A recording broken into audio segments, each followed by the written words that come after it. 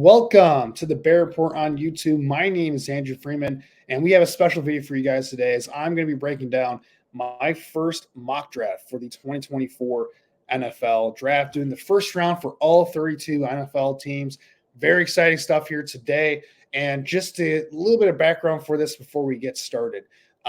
So for this first mock draft, I'm recording this episode late March, after free agency. We have a pretty good idea of where teams are at in terms of their rosters, where their team needs are at, what teams are kind of looking for each position, the scheme fits, and all that stuff.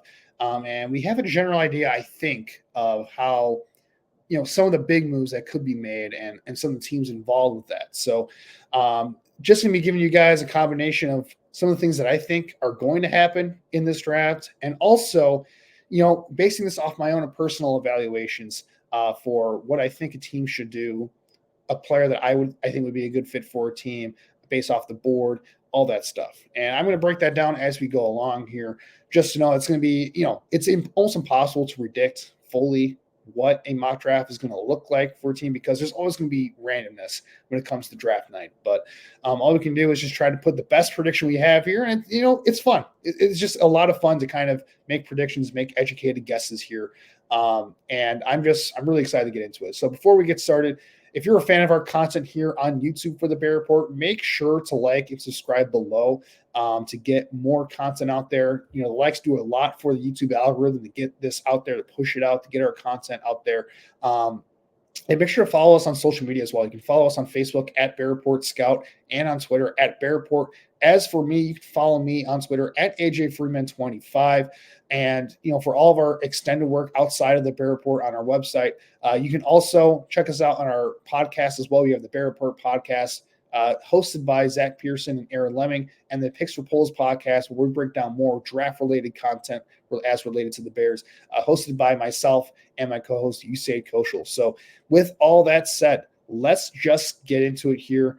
And as you see, as I pull it up, we have the PFF mock simulator that we're going to be using today for the mock draft. I think the PFF mock draft simulator is the best one out there. I've said this many times before. I don't want to get into it, but it gives you draft profiles on all these prospects where they give you their grades and their stats, and a brief little scouting report for each player that's in their system. You got a trade engine that you can use to trade down and trade up. You got sliders there to kind of adjust things. But for this, since we're just doing the first round for all 32 NFL teams, don't really need to adjust anything. We're not making any trades right away. So with the first overall pick, it's going to be Caleb Williams. It's always been Caleb Williams. I feel pretty strongly that's going to be Caleb Williams when we get to draft night. And everything is just pointing in that direction, right?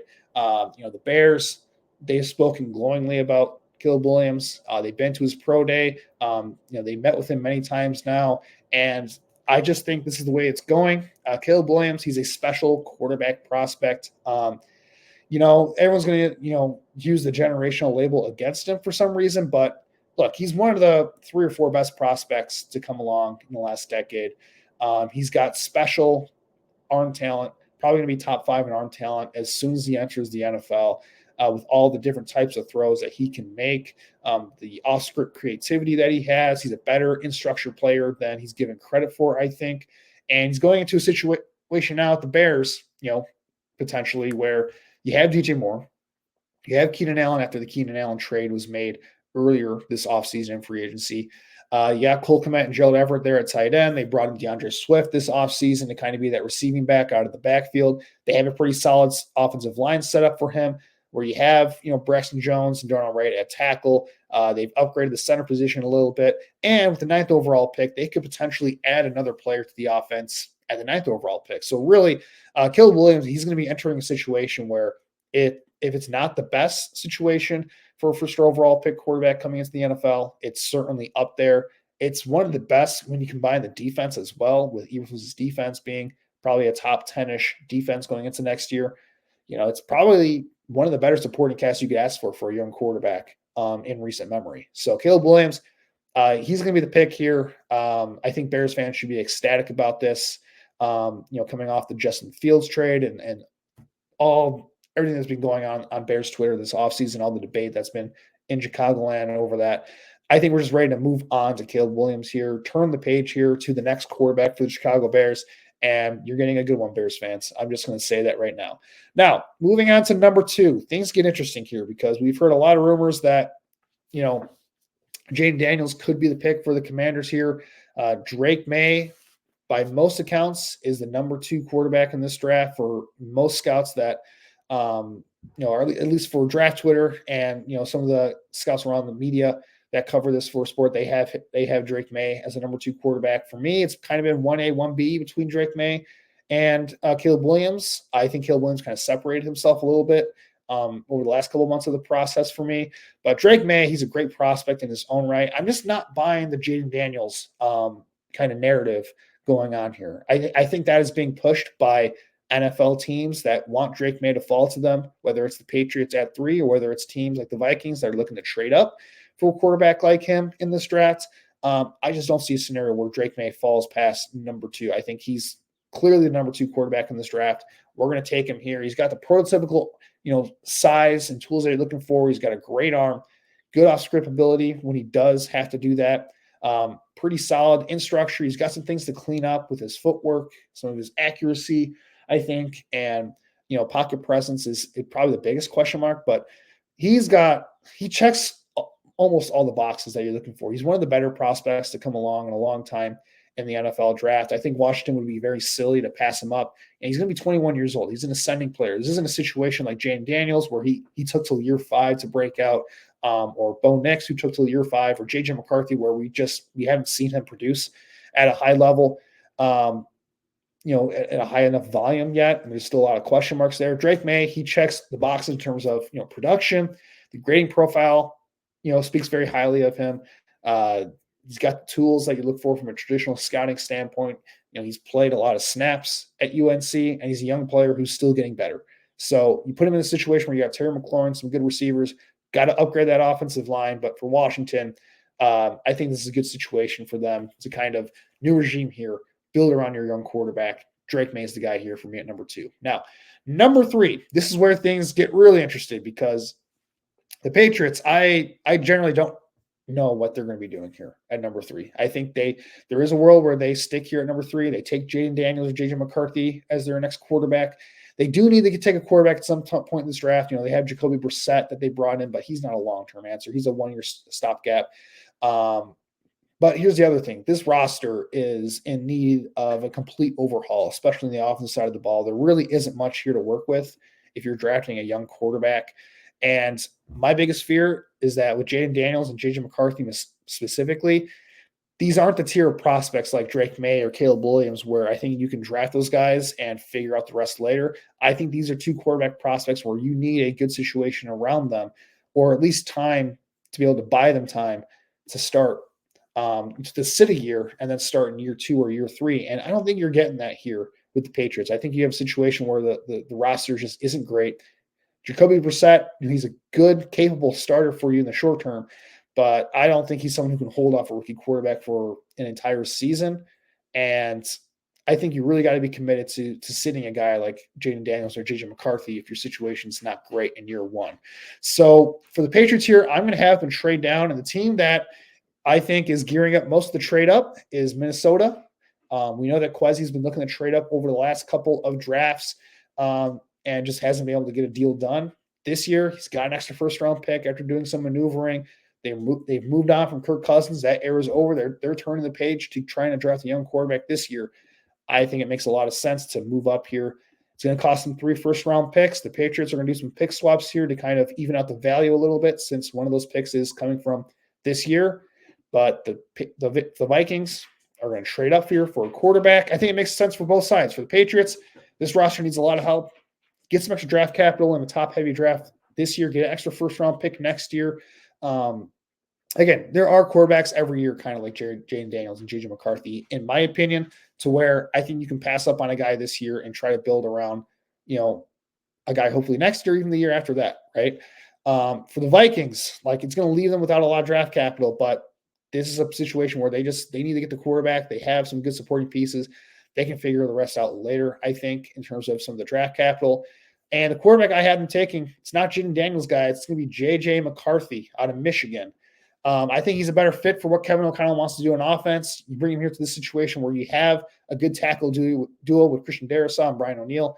You have Justin Jefferson at wide receiver. You got Jordan Addison. You got TJ Hawkinson. This is a very good situation for a young quarterback to go in. He doesn't have to start right away with Sam Darnold out there. And J.J. McCarthy, like I said, I think he's a better fit for what this type of offense, what they want to do offensively, attacking the middle of the field, lots of play action, bootleg concepts.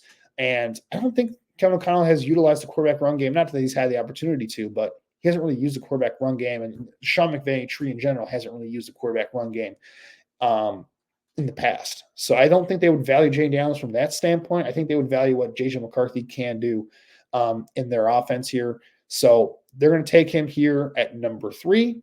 It's a little bit high for me, if I'm being honest, for J.J. McCarthy, but I can see the vision. I can see the upside of what they want to build here. Number 4, the Cardinals. Another interesting spot. Do they stay here and take Marvin Harrison Jr.? Do they trade down? I think there's still going to be a lot of teams looking to trade up. I look at the Giants here at number 6. They could be desperate to get a quarterback here. Jay Daniels still on the board. And I think the Denver Broncos and Raiders especially are going to be looking to trade up because once it gets to the Chargers here, like they're not going to be able to make a trade, I think, with the Chargers in the division. And I think the Giants here are going to want to get a quarterback if they can. So the Cardinals are going to still have some suitors here for that number 4 overall pick. This is a roster that's still a long ways away.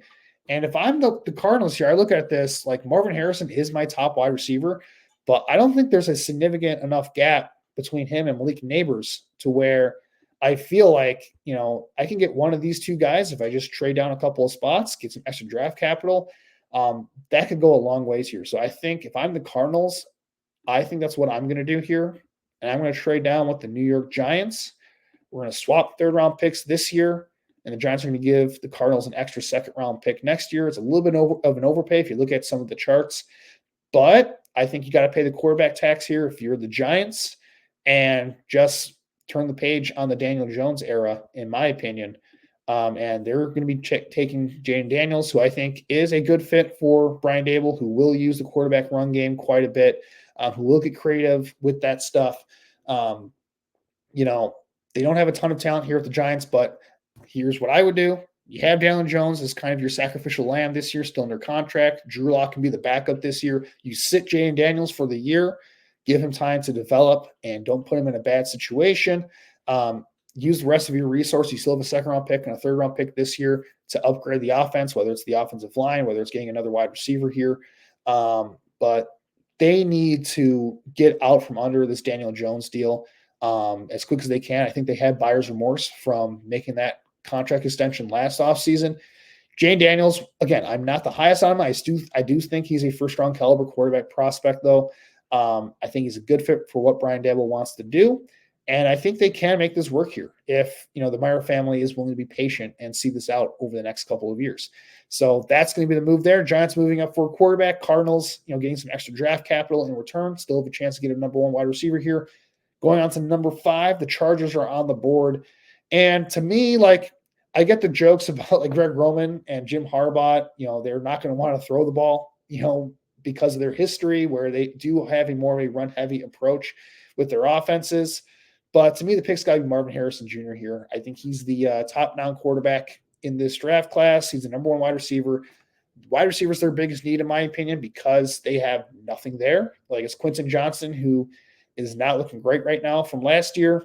And I don't know, that's about it. They lost Gerald Everett in free agency. They just traded away Keenan Allen. They released Mike Williams. They need to get a true number one wide receiver for Justin Herbert to throw the ball to. Marvin Harrison, he is as good as it gets in terms of a day 1 impact wide receiver prospect. I think he can be a top 10 to 15 wide receiver right away. And working with Justin Herbert, they could, if Greg Roman lets them, they could put some pretty special numbers up there in Los Angeles. So I think that's the move that makes the most sense for the Chargers. Ideally, you want to trade down if I'm them because they have a ton of needs in this roster. But I don't see really any trade partner that's going to give up significant draft capital at this point. And that gives me number 6. I already talked about it. Cardinals going with Malik Neighbors here, an explosive playmaker to work with Kyler Murray. I think that's a great fit, both because Malik Neighbors can be explosive after the catch. He can be a deep threat. He can be that number 1 guy for you. in the passing game. Kind of works well with some of the other weapons that they have on that roster. Cardinals, they're building this thing up. They got they got a lot of draft picks this year. The roster is barren of talent. Malik Neighbors is a blue chip prospect here. You just got to continue to add talent here. For the Tennessee Titans at number 7, I'm going with Joe Alt out of Notre Dame. He's a top tackle prospect, I think, for most people on their board. I think the NFL views him as the number 1 tackle prospect in this year's draft. And the Titans, they desperately need tackle help, right? They had the worst offensive line in the NFL last year. They've kind of beefed up the receiving weapons a little bit. Bringing in Calvin Ridley in free agency this year.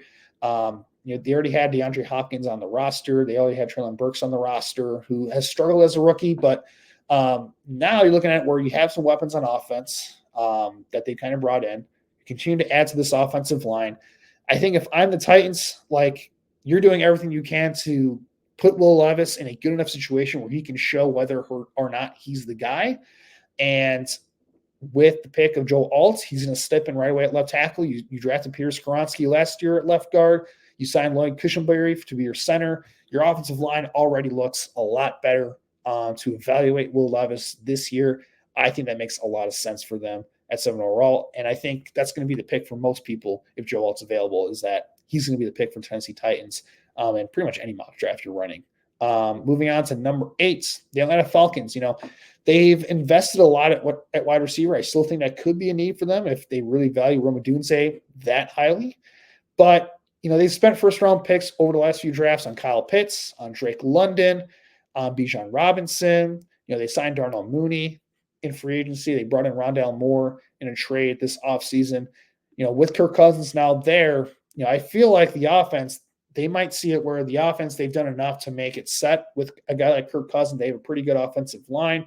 The defense, though, they've needed an edge rusher for 15 years, it seems like, and they just haven't been able to fix that problem. This is a deep wide receiver draft. It's a deep cornerback draft.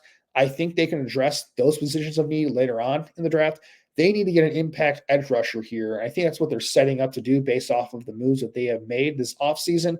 So the two options for me when it comes to them is Dallas Turner out of Alabama and Laiatu Latu out of UCLA. I think Laiatu Latu is the better player right now than Turner, but Rasheem Morris, he might want to get a guy that he can really develop here with high upside. And Dallas Turner, he, to me, has the higher upside of the two with his length, his explosive athleticism, and he's put on some weight over the last couple of years to kind of bulk up a little bit. It's not that Latu is I think a worse prospect, but I think Turner, I think the Falcons are going to be intrigued by his upside and what he can do. So Dallas Turner is going to be the pick for me here at number 8, our first defensive player coming off the board. And for the Bears here, now we're at number 9. The board kind of falls perfectly for you here, right? Because yes, you could trade down. They don't have a ton of draft picks in this year's class, but it's really tough to pass up a wide receiver prospect of Rome Odunze's caliber. I know they just made the trade for Keenan Allen, but he's 32 years old. He's in the last year of his contract.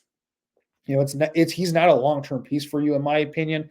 And if you're really trying to put Caleb Williams in the best position possible to succeed, why not give him as many weapons to throw to as possible? Rome Odunze, he matches very well, or he complements very well what DJ Moore and Keenan Allen do in the passing game, because he can be that kind of outside vertical threat wide receiver who can be a contested catch threat in the red zone. He can run the vertical route tree. DJ Moore and Keenan Allen can kind of take care of, DJ Moore is a threat at all 3 levels, but he's a great yak threat.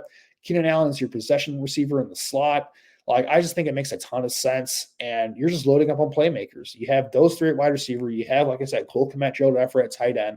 You have DeAndre Swift out of the backfield. Let's just continue to add weapons here if I'm Chicago. Rome Odunze, I think he's a pick. And I think, honestly, the Bears might be having this in mind where if they can get a top 3 wide receiver, I think they're going to stay. If not, they are going to look to trade out. In this scenario, they have one of the top 3 here available to them. Odunze would be number 1, the number 1 wide receiver in most drafts, I think. And to get him here at number 9, that's a huge coup for the Bears. So you get Caleb Williams and Rome Odunze in the same draft. You're setting up your offense very well going forward here. To round up the top 10, let's move on to number 10 with the Jets. For most of this draft process, the pick for me for them has been tackle, but they have done a lot to kind of address that. Getting Tyron Smith and Moses a tackle kind of to address that position there. They've kind of addressed the offensive line need that was a huge issue for them last year. I look at the Jets right now. They're in a win now window with Aaron Rodgers. They need, to get an impact playmaker here because Garrett Wilson's their only real playmaker on the roster at wide receiver. The best player on the board is Brock Bowers.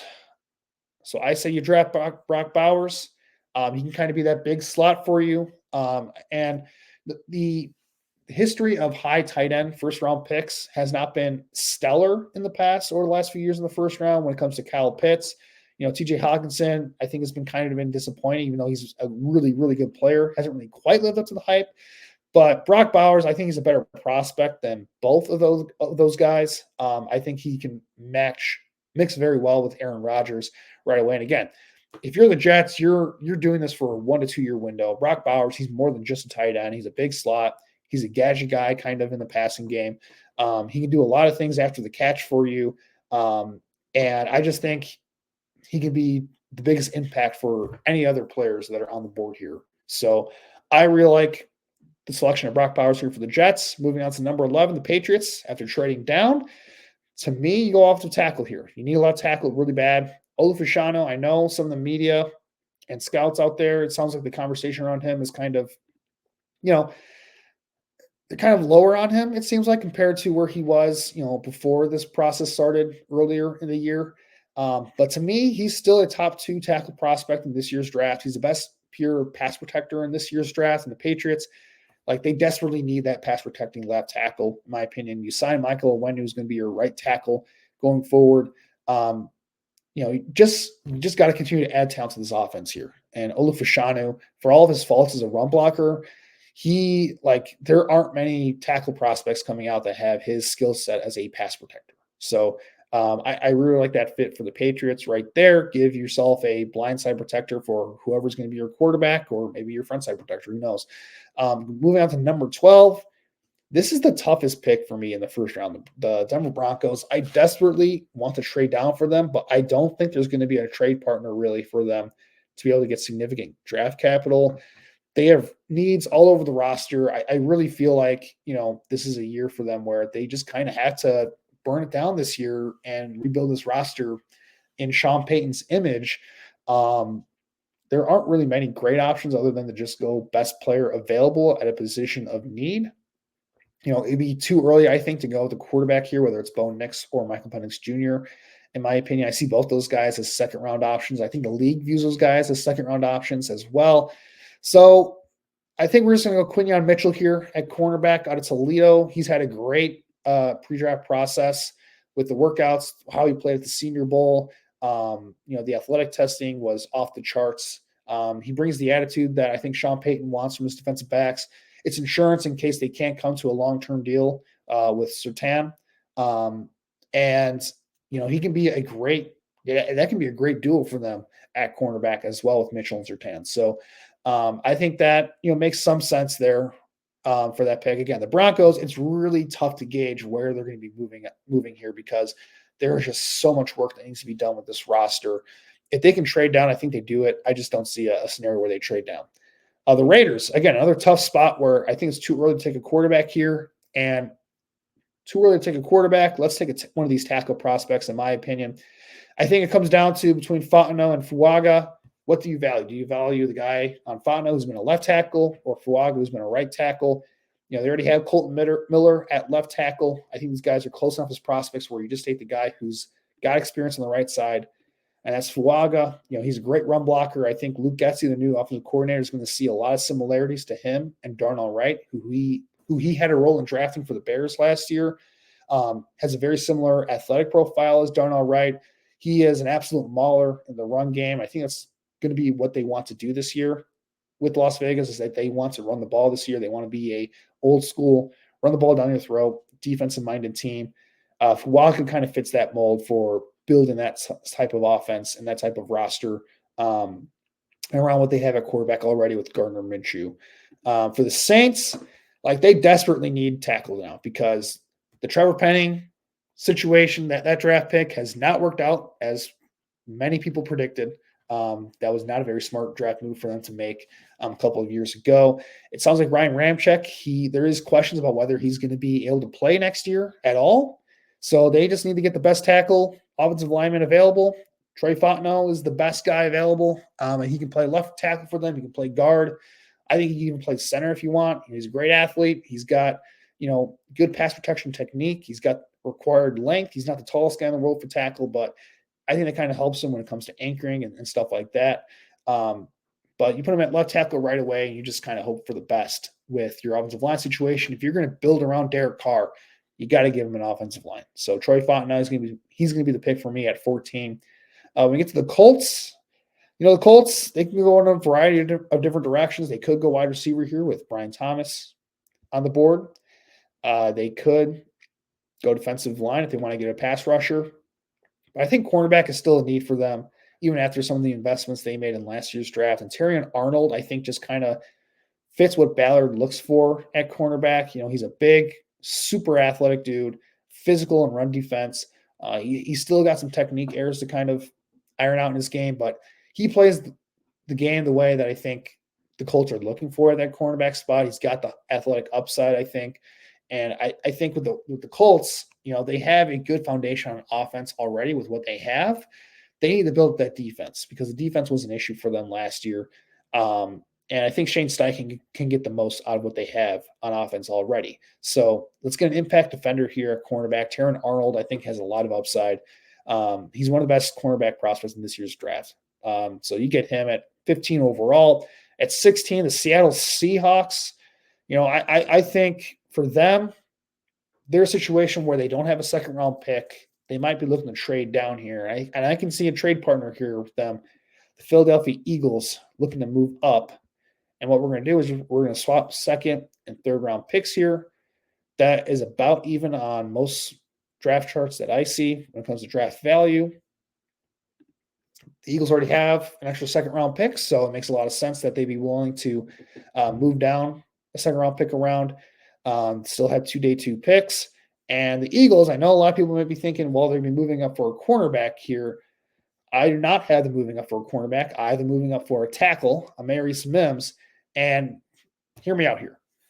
Obviously, cornerback is the more glaring short-term need, but Howie Roseman, the way he has approached the first round and the draft in general is that he is willing to forego addressing a more apparent need to kind of get succession plans in way when it comes to building through the trenches. Howie Roseman has made it a point of emphasis to build through the trenches throughout his tenure with the Eagles. I just don't see him drafting a cornerback this high, especially in what is a pretty deep cornerback class.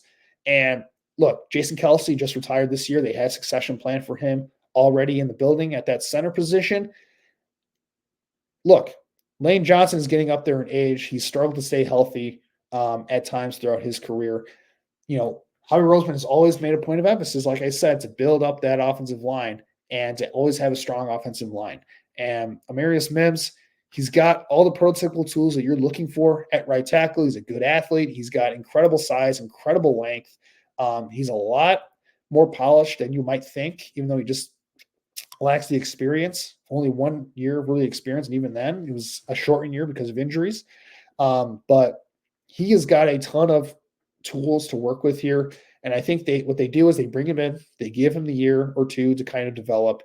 And whenever Lane Johnson decides to hang it up, he's going to be their starting right tackle moving forward here. That just seems like a very Eagles, pick to make here. To me, that makes a lot of sense. Moving on to number 17, I have the Jacksonville Jaguars here. They don't have a ton of glaring needs. They could go wide receiver with Brian Thomas. I think he's the 4th wide receiver in this draft class. But honestly, he's kind of redundant with Gabe Davis from his skill set standpoint. So I might want to go in a different direction, maybe just go best player available. Well, the best player available for me is Byron Murphy, Texas. And they do need another interior pass rusher, in my opinion, because they signed Eric Armstead in the offseason. They have Roy Robertson-Harris there already. But to me, he's more of a rotational guy than a starter. Byron Murphy, he's a better run defender than Roy Robertson-Harris right away. And that's what they need. They kind of need that run defending defensive tackle. Even though Murphy is kind of undersized, like he played nose tackle at Texas last year. He's a great pass rusher from that spot, but he can also rush from a 3-tech alignment as well. Eric Armstead, he's more of a hybrid defensive end, 3-tech guy. So Byron Murphy, I think he's a good fit for the Jacksonville Jaguars. I don't see him being mocked there a lot, but I think that can make a lot of sense. They want to build up that pass rush, and he gives them the ability to do so. With the Bengals at number 18, they could go secondary here. I think they could go defensive line if they want a pass rusher. But to me, getting that tackle position figured out long term is the more glaring priority right now. I know they signed Trent Brown, who can be a starter for them right away to kind of complement what they have at left tackle. But J.C. Latham, I think, is a good fit for them at right tackle. Again, this is not a front office that really values athleticism at the tackle position, it seems too much. They kind of want a bigger, longer, sturdier tackle who can maintain, the width of the pocket. And Latham, he kind of fits that to a T. He had pretty good tape for Alabama this past year. I think he's a day one starter at tackle. But they could sit him for a year and have Trent Brown play that right tackle spot just to give him time to develop. So to me, that's the best long-term play for the Bengals. Continue to build up that offense around Joe Burrow to make sure that he's got what he needs to be successful. They could go wide receiver here with T. Higgins in the last year of his deal, so I could see Brian Thomas being an option. But to me, they got to continue to add to that offensive line. It's a deep wide receiver class. You can get a wide receiver later on in the draft to kind of be that T. Higgins replacement for you. J.C. Latham's going to be the pick for me for the Bengals. Number 19 for the Los Angeles Rams. This is Latu. This is where he's going. The Rams, I think they're going to really value Latu, what he brings as a pass rusher right away. They need a true number one pass rusher there with Aaron Donald gone. And they could go with Jerzon Newton there to kind of fill that role. I could see them going for tackle here because they need a left tackle. I don't really love the value for any of the left tackles left on the board for them there. So Latu, to me, he's the best player on the board. Get him in the building there to work with what they already have and just continue to add to that pass rush because they need some impact talent on that defense. They were kind of working with, not a lot last year, and they were able to make up for it last year, but I think they need some difference makers on that defense, especially with Aaron Donald out the door officially. So Latu's going to be the pick for me there. Number 20, the Pittsburgh Steelers. They can go a variety of different directions. They can go for the secondary. I think they need a lot of help there. They need a lot of help on the offensive line. Now that they trade away Deontay Johnson, wide receivers in need. But I don't know. To me, I think Cooper DeJean just makes a lot of sense for the Steelers. He just seems like a Steelers pick. He's a versatile secondary play. He can play safety for them. They need a slot corner right now. They need an outside corner right now besides just Joey Porter Jr. So Cooper DeJean, he can fill a variety of different roles for them in that secondary. Again, they can address, I think, wide receiver later on in the draft. They can address offensive line, I think, later on in the draft because it's a deep offensive line draft. A versatile playmaker like Cooper DeJean doesn't really come along very often, I think, in the secondary. And that gets to number 21. The Dolphins, they need a Christian Wilkins replacement. Well, they're going to get one here in Jerzon Newton, who can be that interior pass rusher, that guy that can just make an impact and be a game record for you in the interior. This is a very good value for Newton here. I think he's probably a top 15 prospect maybe in this draft. In most other years, he'd be closer to a top 10 pick and not a top 21 pick. And just the way this draft goes in terms of being so top heavy at offense that, he's kind of being pushed down the board here. But Newton, he adds to their pass rush. They desperately need an interior pass rushing presence after Christian Wilkins leaves. And he's going to be a great replacement for him, I think. So bring him in, add to that pass rush. I mean, they could go offensive line here with Grant Barton, I think, on the board, Jackson Powers-Johnson, Tyler Guyton maybe. But I don't know. The cornerback could be a need as well. To me, Newton just fills more of a glaring need right now, which is that interior pass rusher spot. Moving on to number 22, the Seahawks. After trading down with the Eagles, what are they going to do here? Well, they have the worst interior offensive line in the NFL. They need to add to that spot. Jackson Powers-Johnson is the top center on my board. He can fill in right away. Adds to that offensive line that desperately needs just anything there. And look, he's the full package. He's a tough physical player. He's a nasty guy in the run game. He's going to look to maul guys in the run game. He's athletic. He gets on the move. He's just a good fit for everything they want to do on offense there. So Jackson Powers-Johnson, after trading down, makes a ton of sense. He's a day one starter at center. And the Seahawks, they've already upgraded that offensive line now. So a good spot for the Seahawks to be in. Moving on to number 23, the Patriots. I think they go wide receiver here. Let's get Brian Thomas, add to that offense. All right. They need someone here who can be more of a vertical threat, a guy who can make an impact down the field. I think Brian Thomas Jr. adds that to their offense, something they don't really have. He's got a lot of upside. He's got a great athletic profile. And yeah, could they draft Bo Nix here? Maybe. I think that probably the highest I want to draft him is here late in the first round, or Michael Penix Jr. They could, but they have a high second round pick. So to me, get the wide receiver, figure out the quarterback later. Just continue to add to this offense that just desperately needs talent. Now with the Cowboys, another tough one where this roster has kind of been gutted by free agency this year. They have needs all over the roster. The offensive line needs a ton of help. They need another wide receiver, I think, to complement CeeDee Lamb. Running backs need cornerback. I mean, they could add there a little bit to the secondary. Defensive line in the interior needs some help. Like, there are a lot of needs for this Cowboys team. Ultimately, though, I think they need to upgrade the interior of the offensive line, especially at that center position. And there isn't a day one starter at tackle to me that I feel confident in to fill in for Tyron Smith at left tackle. They already have a succession plan there already with Smith. So Graham Barton, to me, he's a guy who played tackle in college, but he's played center before. He can play guard. He can play any of those two interior positions that they need for at center and left guard. Just add to that offensive line. Make sure it's not a weakness for them this upcoming year. Zach Martin's getting up there in age, and you just need to continue to add to that group, because losing Smith it's a big loss for them. So getting some more talent there at center, I think is a good pick for them right there. For the Packers at 25, this is an interesting spot because they don't have a ton of glaring needs, I think. They're good at pass rusher on the defensive line. They could use a true nose tackle, I think, but you're not picking a nose tackle in the first round. Although maybe the Packers would do that. I don't know. They're pretty good at wide receiver. This team develops offensive linemen better than any team in the NFL, and they're going to get a guy, I'm sure, on day 2 or day 3. It's going to be a starter for them. I mean, they could add some talent there, but to me, they're going to go defense here. This is what they do. And Nate Wiggins, he's the top cornerback on the board. And very similar skills to the Jair Alexander, can play inside or out right away.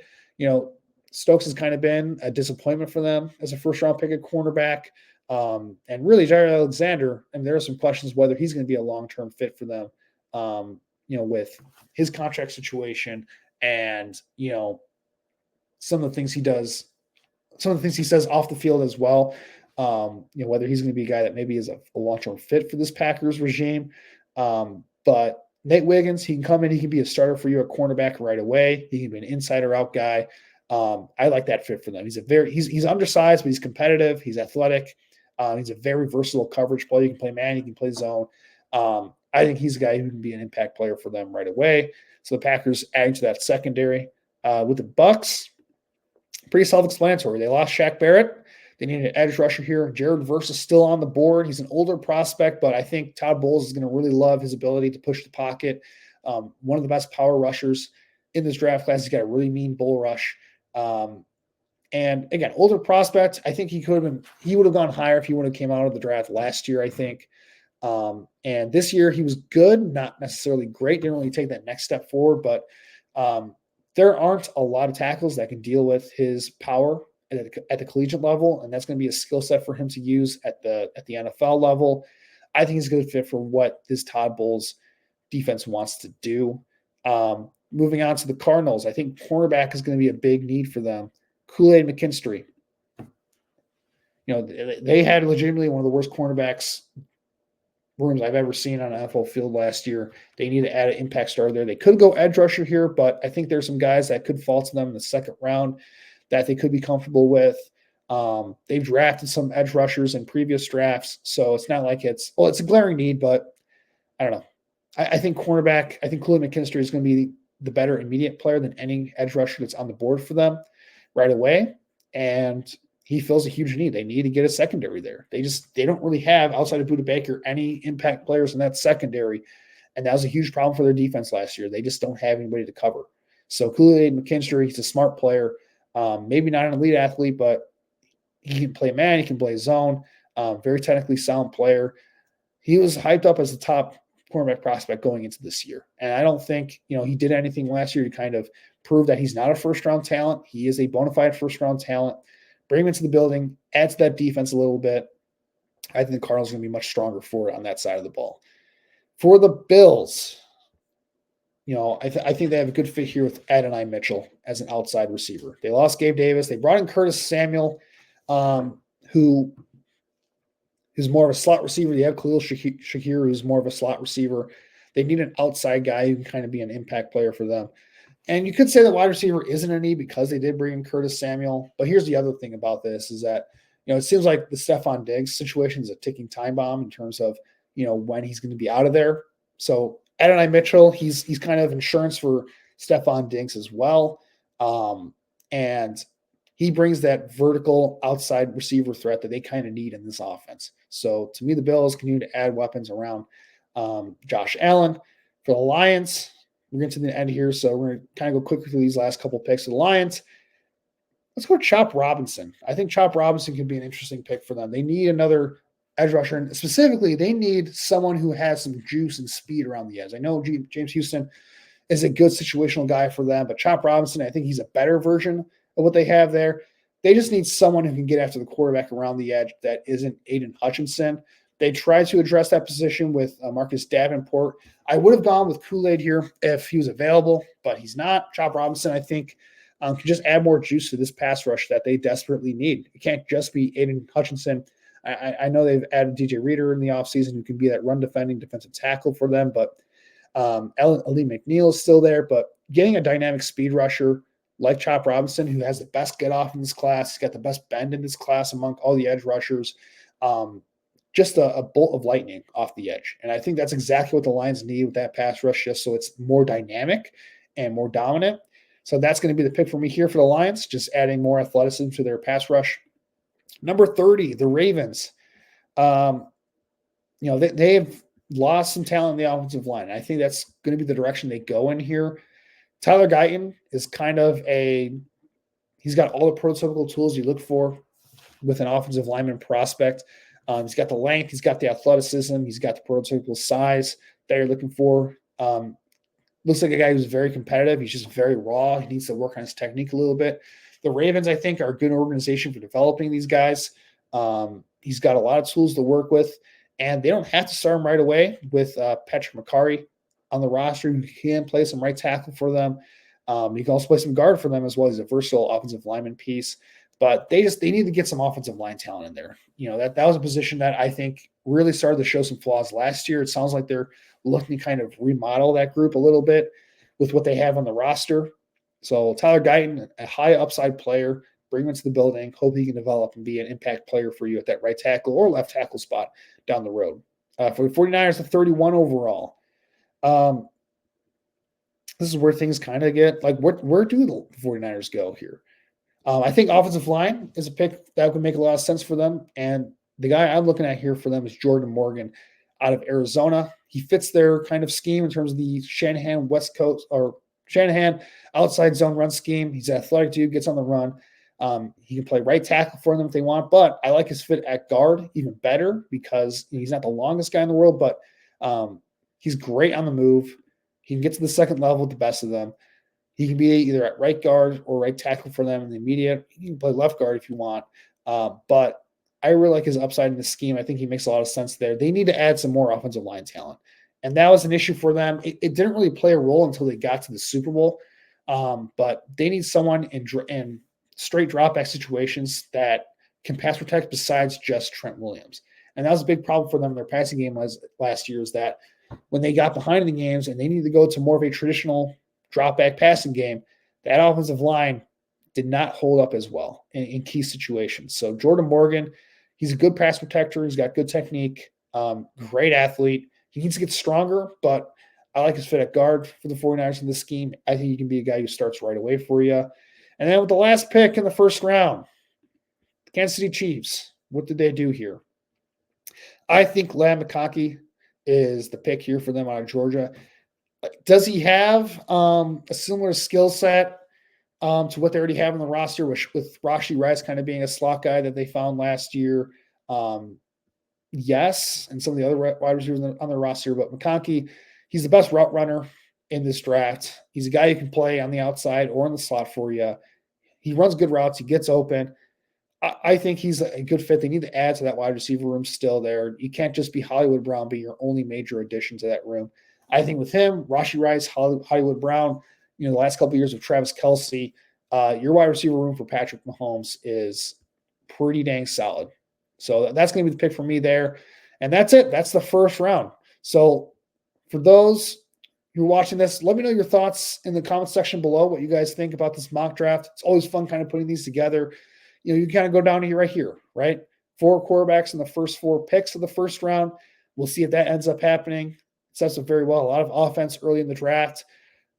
Some things that kind of stand out to me. I have 6 tackles going in the first round. Actually, 6 tackles? No, 7 tackles, really. So Joe Alt, Olufashano, Fuaga, Fontenot, Mims, right? You got J.C. Latham. You got Tyler Guyton. I mean, I see Morgan and Barton as more interior pieces, right? So a lot of tackles going in the first round, a lot of wide receivers going in the first round, cornerbacks, a lot of those guys kind of getting pushed down the board, but those guys still going in the first round. It's going to be a very loaded first round, I think. And I'm going to be doing probably one more mock draft before the start of the draft and later on in April. But this is where I'm at right now. I think, I feel pretty good about where this is. My predictions, this is part predictive, part like me kind of putting my own thoughts on this thing. But again, let me know what you guys think. And if you guys want more draft content, make sure to like and subscribe below. Always appreciate you guys kind of pushing this out in the YouTube algorithm. But until next time, Bears fans, have yourself a great rest of your week and bear down.